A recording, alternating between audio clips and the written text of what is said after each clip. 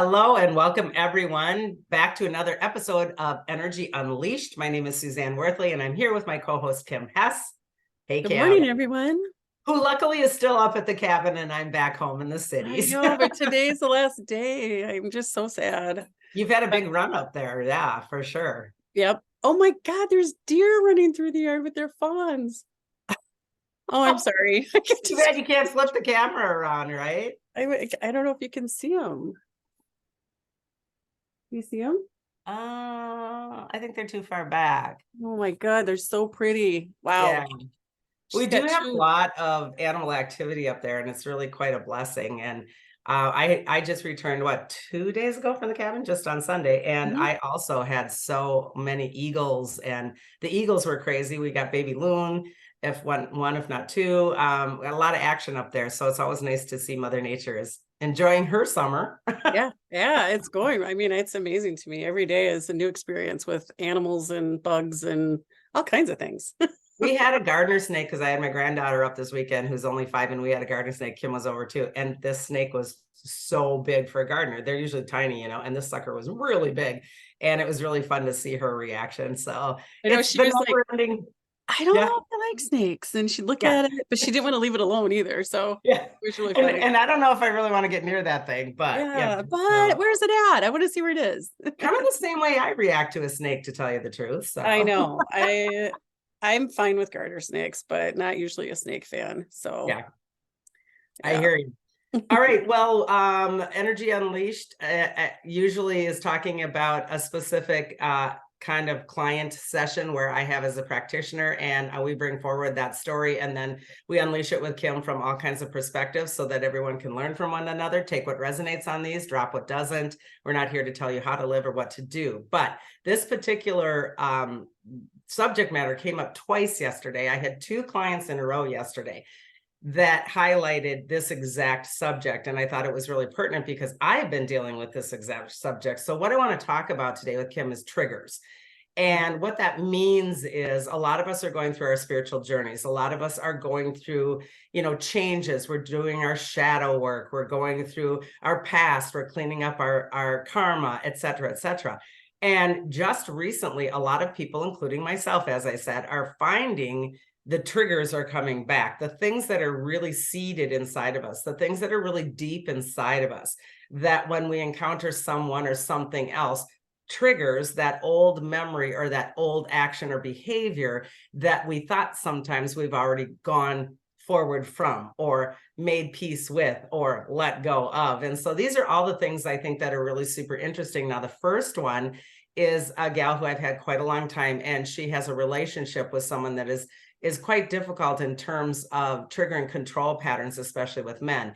And she has a background, and karmic background, by the way, also with control issues with men. And this has been a pattern, and she's done tons and tons and tons of work on it and handles it very well. And in fact, was saying, gosh, I hadn't seen her a little bit. And she's like, I was doing so great with this, and it was all wonderful. And then boom, out of the blue, so-and-so, her partner, did this thing, and it all blew up and everything came flooding back. And it was amazing because that's kind of what I've been going through as well. And we'll get into Kim in a second to see if she's been doing it too, because I think a lot of us are. But then the second client, literally on her heels, was coming in and kind of new to this whole entire concept, and yet really deep diving, learning very quickly, and finding, oh my goodness, I really do have a lot of triggers myself also. This particular person is in the middle of a relationship breakup and is finding that he has dealt with quite a narcissistic kind of personality as a spouse, and is definitely seeing the way that these triggers happen. So it's been one after another after another. And when I work with a client about this particular subject matter, and when I work with myself, I think one of the critical things about triggers is to know they're always going to be there to some extent, no matter how much we work on those. And we'll unleash that in a second here. But More so, I think what's really critical is to look for the anchor and the pattern of how these come out and play out over and over again, and to mostly not think of this as a failure, like, oh gosh, I thought I got over that and now it's back again, what's wrong with me? And I'm doing my best with my situation to say, no, this is an elevated version of it. You are really healing through these trigger returns. And so it's a tough subject matter, Kim, because a lot of people feel, I did that. Why is this happening? I've dealt with that. I went to therapy over that. I already did my healing on that. And then they're pissed because it comes back again and it kind of sneaks up on you, or it hits you over the head with a 2x4. So they can come in a million different ways, right? I mean, that's tough. Oh, it's how many times have I come back to you to say, oh, okay. Yeah. Around family or certain, triggers with friends, whatever it might be, that takes me into that emotional mind place where the loop starts, the negative thoughts start, all of the things that happens. And, but it's so frustrating. It's really frustrating. And it feels self-defeating. Like, why should I bother to do the work? Because this shit's not going to go away anyway. I think you said that to me. Is it ever going to go away? Are we going to keep doing this over and over and over? And I'm like, yeah, I don't know. But we're here to say do the work, because it really is a good thing to keep doing, right? I mean, it is not about giving up. So I think what is really important, you hit on something that I want to unleash a little bit more in terms of, you said emotional and then the mental. So we have fields in our aura, and we have a physical field, emotional field, mental field, and spiritual field. And there's a couple more in between, but that's here nor there. When we are doing a trigger, oftentimes we will have almost like a verbal attack, right? It will be like a mental verbal attack or a connection to something. Then what it oftentimes does is it feels like it triggers the emotional body. It feels like, oh, there's a wound in there. Okay. And then what happens is sometimes my physicality I start to sweat, I start to breathe harder, I start to choke up, I start to do all of these physical things.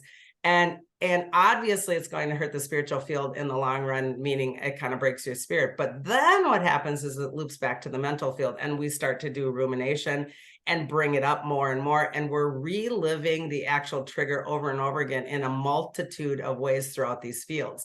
It isn't just the current situation or interaction that is actually expanding. It's the rumination in the mental field that's bringing it forward. So we think we're in an emotional state, which indeed we are to some extent. However, we're more so in a mental state. Does that make sense? Oh, it totally makes sense, because the words, my experience is I react from a mental place quickly, usually with those triggers.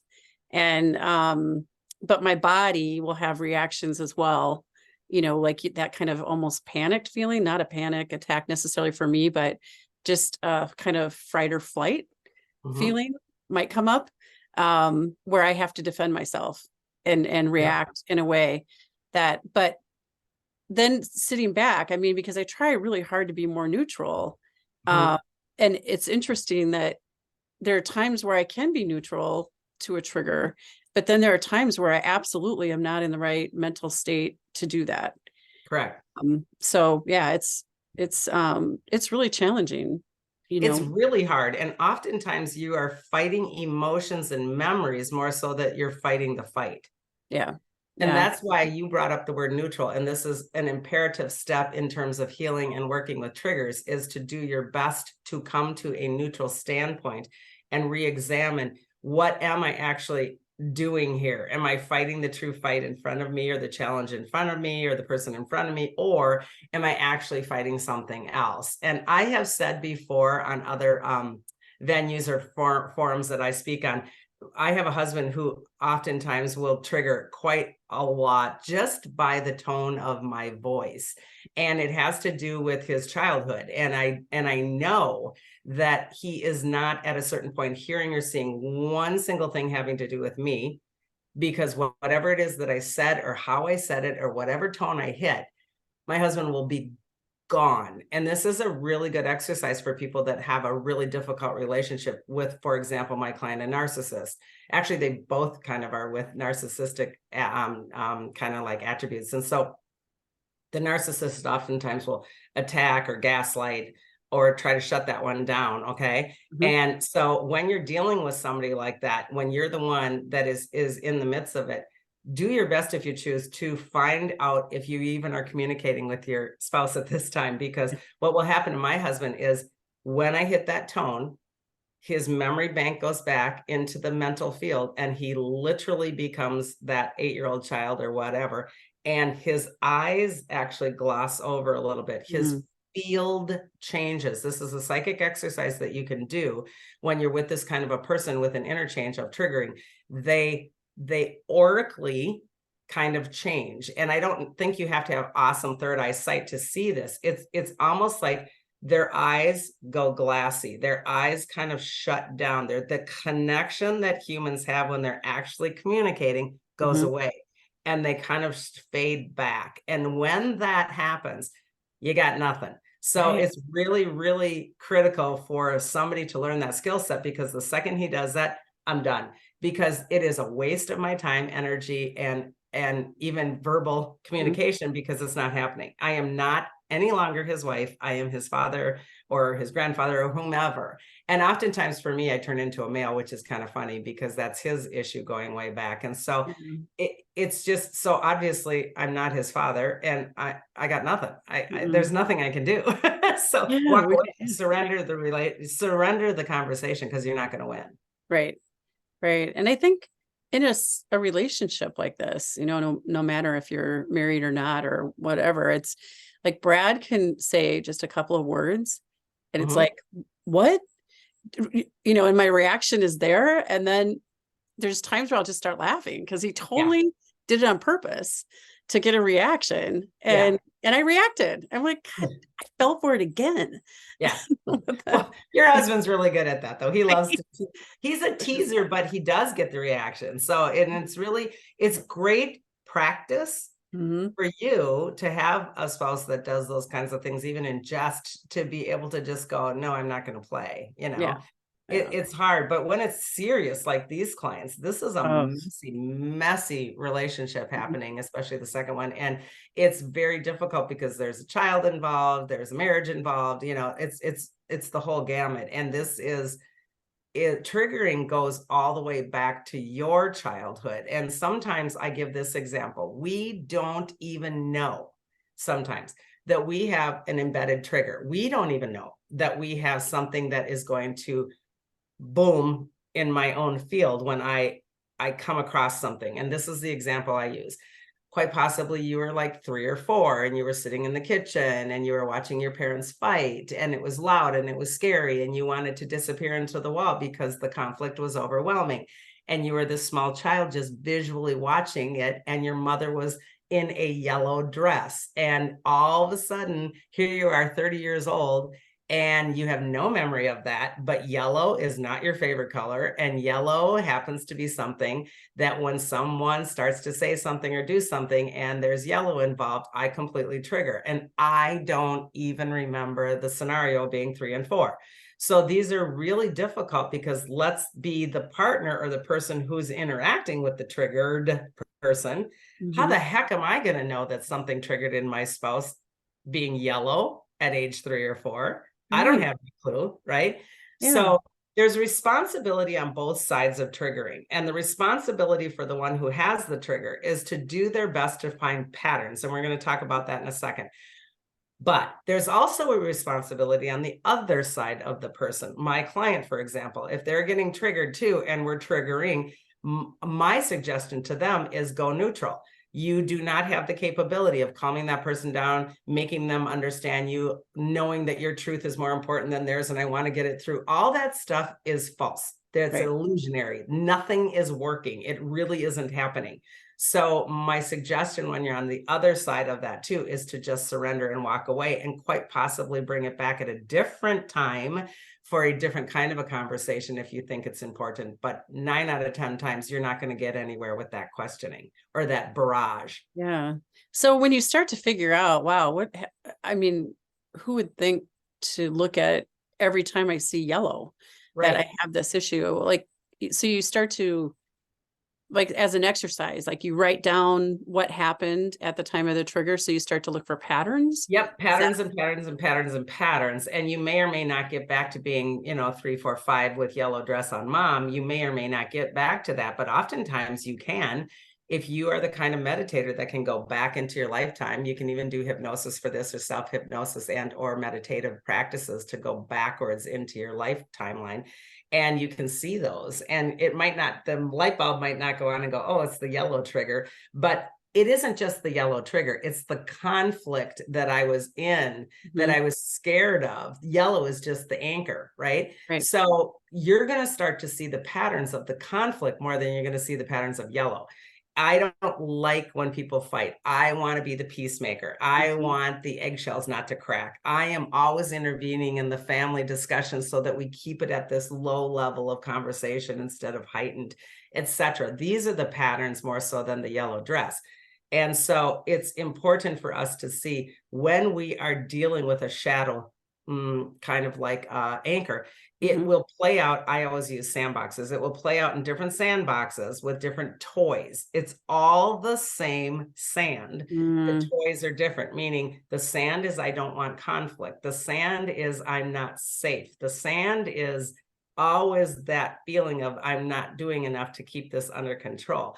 And the toys in the sandbox are, maybe it's at work, maybe it's with my partner, maybe it's with my family, maybe it's with a stranger. So they'll play out in different ways, but the sand is always the same. Yeah.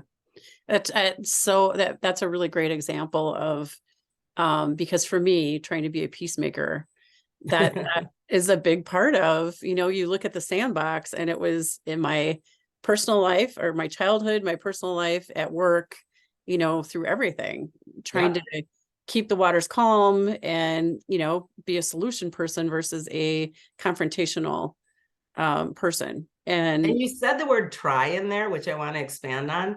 Yeah.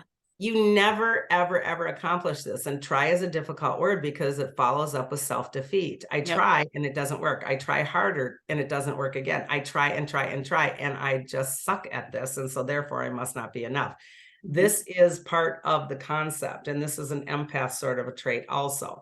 So when we use the word try, or even go forward with the actions in the frequency of try, I'm always going to find fail, because that's not even a thing. You're either doing it or you're not. That was over 50 years of trying, trying. It's and it never felt good. It never worked well. It didn't feel good. Yeah.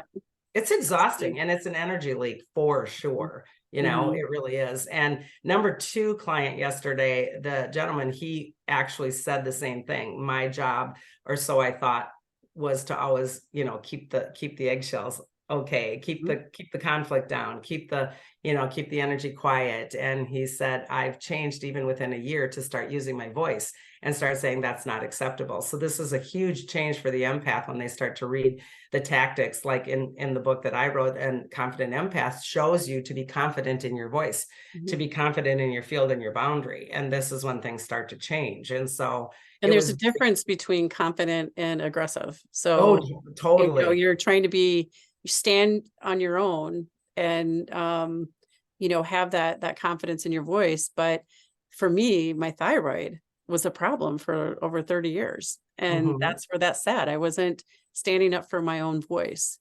confidently. In a loving way, owning it for yourself. The aggressive is I'm going to scream and yell and manipulate you for you to believe that I'm right. And that's the negative, fear fuel. So yeah. Or in your case, it was more like, let's just not rock the boat. Let's take a step back. Kind of keep it quiet. It's very hard to keep the voice quiet for years and years and years without it being affected. And in your case, it was thyroid. So Absolutely. It's hard. This is not an easy thing. Triggers are not easy. When we come down to the anchor of triggers, there is a trinity, and I teach all of my membership and my clients. The trinity for me as a practitioner comes down to the 3 things of safe, self-worth and love, and enough. And this is the bottom of the barrel in terms of triggers, so that I have something to go all the way deep into and then challenge. Meaning, if I stay at anger, I'm just so angry. That narcissistic partner is so mad. It makes me so mad. She makes me do this. He makes me do this. First of all, that's not even possible. You're choosing to do whatever. You Mhm. have free will choice. Mhm. So when you are choosing to take your power back, if I stay at anger, that doesn't even get close to the fact that I don't feel safe. Right. The anchor of the trigger never gets light shined on it if I don't go deeper. If I stay on the top of the pyramid of the feel centers and don't go down to the depths of what is it, I will never move through these. And even when I find the depths of these, they will still come again, because this is like an onion that we keep peeling. So it's okay to revisit these. But if we can break it down, he makes me feel bad. No, you actually don't feel enough, and your self-worth and love is being attacked, and you don't feel safe.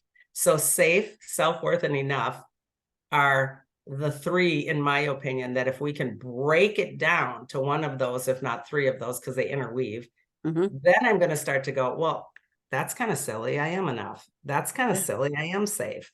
And people, I love when I do safe, because everyone reacts like this. Well, I'm safe. And they I'm do that safe. kind of, And then yeah, they do that thing that you just did. They pull back and they go, well, what are you talking about? I'm safe. And I will challenge them. That is not true, because none of us feel safe in oh yeah, some. I'm sure I did that in a session with you because I was in control and I was independent. And what do you mean I'm not safe? And Yeah. all of the things that I was doing to be in control and independent were because I did not feel like I was enough, Safe. right? And I wasn't Yeah. safe. And it's like, oh my God, it's so interesting. It just loops right back. It's Yeah. crazy once you start to really get this down as the mechanics of it. Enough is one of my favorite ones, because when enough comes into play for people, this is also an empath thing. I don't have enough time. There isn't enough Mhm. hours in the day. There isn't enough money. There isn't enough help. There isn't enough woe is me, woe is me. And underneath all of that list comes down to I'm not enough. And Yeah. so I am enough. I'm just choosing to spread myself too thin. And Yeah. so we can unravel these really, really well when we get down to this trinity of safe, self-worth, and enough. We really can undo them. And it's amazing how much time we spend on not feeling good about ourselves. Oh, definitely. And when you start to, if you're journaling and you start to write down when these feelings come up or when these reactions come up, and it's so interesting how simple, like you said, it is when it goes back to the three different, Yep. the Trinity. And So in essence, when we're talking about triggers from the beginning here, I get triggered from this and this and this. Well, Mhm. actually, the triggers are safe, worth, and enough. Mhm. So I can see these higher triggers, but let's go back to the yellow dress in the kitchen. The yellow dress in the kitchen is I'm not safe. Mom and dad are fighting. Fighting. I must not be lovable because I'm in the room. Yeah. I'm not enough because they're still fighting and they don't see me and hear me and present to me. Right. So we're no matter if we're 3 and 4 and seeing a yellow dress conflict in the kitchen, it's still about safe, worth, and enough. And we bring this then into a million sandboxes throughout our life. And we create all of these other ridiculous layers and levels way above on the pyramid of this ticks me off, that pisses me off. I can't stand when she does this, blah, blah, blah. And the reality is it's still the same three Yeah. anchors. So Yeah. a trigger is an anchor. More deer? Oh my God, the fawn is out there playing. Oh, cute. That's Came out of the bushes. I'm like, what? What was that? Sorry. that's great. So yeah, I mean, I think that this is a really important subject, because it will, lastly, I want to round down with, it will never go away. In some cases, the goal is to not try to make things go away. The Yeah. goal in energy journeying and spiritual journeying is to paradigm shift quicker, is to recognize, is to take ownership and self-responsibility, to come to neutral, reevaluate the feel center and the truth center, and then have a different action. So with that trinity of safe, worth, and enough, we can also do thought, action, and feeling. Mm-hmm. It's the same trinity of the God source: thought, action, and feel. So we've been living in thought and action all this time because we've been programmed.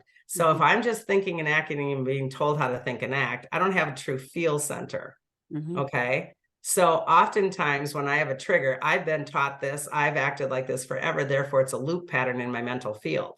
What I want to do in order to move through this is have a thought, and an action examined by a true feel center, not a reactionary feel center, a true feel center. Do I really feel unsafe? No. Do I really feel like I'm not enough? No.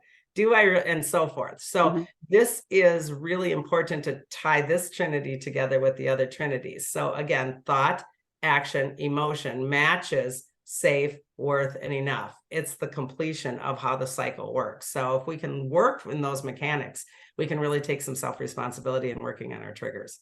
Yeah, that's really a great point. Well, I just keep thinking about a situation I had with my family earlier this year that it was a huge trigger for me always, that brought forth the D word. I always call it the D word, disappointment. Oh, I'm like, wait, what? disappointing my family or my parents, especially my dad. And that brought forth, I'm like, wow, I think a lot of my life was to be the best that I could be. So I didn't disappoint anyone, which went all the way back to childhood, right? Like it just was so interesting that came forward in another level. It was all these years later. Yeah.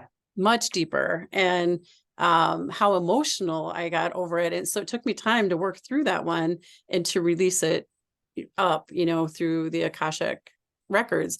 I'm sure I'll get triggered, it'll happen again at another level, I would assume, because it's so deep. And so I wanted to ask you, like, this lifetime stuff I get, but we've also worked on past life or in utero or some of those other areas that you just don't know from experience. It doesn't come up that way unless you go back in another modality, or like if you go to a healer, an energy healer like you, or hypnosis or something else. How do you ever get to that place? You can go through, my opinion again, you can go through all those channels. You can try your best to figure that out. It's going to feel like frustrating and ongoing, though. That's where the try comes in. You can believe the fact that I can go into that and I can release that. You could do literally a burn. You could do a ceremony. You could just release it in a number of ways, seeing a practitioner, etc. Or you could potentially look at it like this. If it's karmic and if it's coming in from other places and spaces, the reason why they're triggers and the reason why I'm playing them out is because it's part of my soul contract. I actually signed up for this. I actually signed up to be challenged with the feeling of safe. And my goal and my responsibility in this incarnation is to just simply learn that lesson. So sometimes, in my opinion, it's a lot of extra work to try to figure out past lives and put the pieces together in other paradigms and other places. I think it's easier to just accept this is part of the mission of why I'm here. I'm going to do my best at accomplishing and conquering this mission, period, in this lifetime. Because if indeed you do that, it already takes care of the quantum field. It already takes care. Yeah. Why spend all the time on the details? Yeah. In fact, I literally had my third client yesterday was saying, I think this is all past life. This is past life. This is past life. And I said, it doesn't matter. It doesn't matter. It doesn't matter if I tell you you were, a pilgrim and, you got caught up in, a fight and, a pilgrim. I don't even know where that came from, but, I mean, more like the 1800s and, you were struggling and you didn't have food and therefore now you have poverty consciousness. It doesn't matter. No. The past life, silly little story doesn't matter. What matters now is that you're in this incarnation and you're struggling with poverty consciousness, period. Just because you find out that you are this, I was trying to say prairie person, struggling with crops and this and that, it doesn't matter. That's not going to make it all better. What makes it all better is challenging it with self-responsibility in this lifetime and deleting that program. Because if I delete it now, it all washes. And so I work a different way. And to me, that's more important. So I kept saying to this particular client, number 3 client of the day, it doesn't matter if it's past life. It doesn't matter. It's what's affecting this life. Yeah. Right? You could spend your whole life trying to get to the details when you could actually already have gone through the healing process. So thank you for bringing that up, because it's like, you don't need to know all of the details or what I was, or if it was past life or not. And in fact, that gets so messy. And in this particular client's case, by the way, this is another reason why you don't want to possibly spend all that time doing that. if I'm going to go through all these past lives and try to figure out this whole mess, Mhm. you have no idea if that's your past life that you're remembering or if it's a collective field past life. And in her case, there was collective field memories coming through. And I feel those and see those differently. So I'm like, you could do all this work about your past lives and it wouldn't even accomplish something because you're actually reading the collective Akash. And Mhm. that's different. And so it just gets silly. So why navigate all of those pathways instead of just going to the source of what am I dealing with here and now? That's awesome. I love that perspective because when I first started working with you, I kept thinking that I need to know all the details. I kept Mhm. thinking because I wasn't letting go of the mind loop, Yep. that I needed to dig in more. And I kept thinking it wasn't working because I wasn't good enough or I Yep. wasn't, safe or whatever the issue was. So thank you. That's really awesome. Yeah, and it does. It will always loop back to that safe, worth it, enough because if I figure it all out, then I'm in control and then I'm safe and I'm enough and I've got it. I did it. So it's a really egoic, fear-filled way to do the process. And in my opinion, just deal with what the commonality of the pattern is in this incarnation. Go Mhm. to the triggers of that. And again, in my opinion, we should all be working on safe, worth, and enough every single day of our life because this is the trinity that really affects how the source energy moves forward for manifesting or not. Mhm. And it also takes care of and deletes the concept of failure. The reality is we are safe, we are worth, we are enough. We don't have to worry that we failed and we're not. It's just a huge limitation for the human experience. And moving through that at and getting to a place where you're able to be more neutral, it's so much more enjoyable in life, period. There's a nice side Seriously. effect. It is such a wonderful place to be that, you just, it's like, oh, well, I guess we'll figure that out. Whatever just happened, we'll figure it out. Everything's solvable. Yeah. So yeah, it's So, just a and wonderful again, place to be. think about the fields. The physical chakras are root chakras, fight or flight. That's your safe, right? Yep. The second one is actually my emotional center. That's your enough. The third chakra is your solar plexus, and that's your ego center, your action, and your power center. So that's why that trinity is so embedded in our body because it's actually in our system. Yeah. Yeah. That's So awesome. if we collapse all those and push it up to the heart chakra and just start to say, I am, then we're getting somewhere. Yeah. Yeah.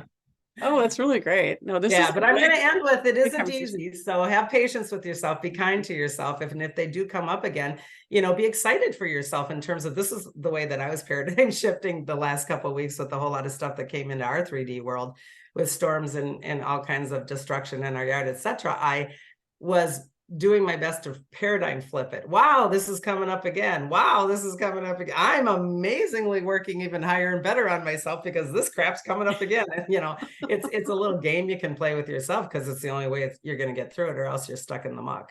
Oh, yeah, otherwise you're the victim and Yep. you don't go anywhere fast in that state. So, Yeah. Yeah. yeah, So. yeah, it's really good. Cool. All right. Any other Yeah. comments from you before we wind down then?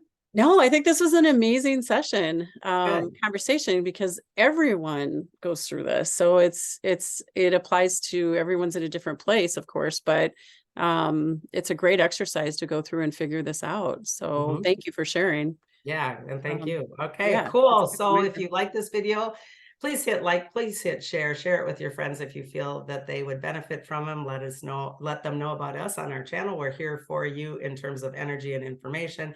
Take what resonates, toss what doesn't. And if you choose to, leave a comment. We'd love to be there for you. So Yeah, the until comments next are time, starting to everybody. come in. We appreciate it. Yeah, Thank right? Comments. It's fun. All right, until next time, say, cosmic hugs. Goodbye, everyone.